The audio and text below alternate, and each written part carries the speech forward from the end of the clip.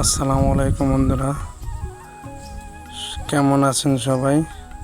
আজকে চলে আসলাম আমার ইরি প্রজেক্টে কীটনাশক দেওয়ার জন্য ধানের জমিতে। এই যে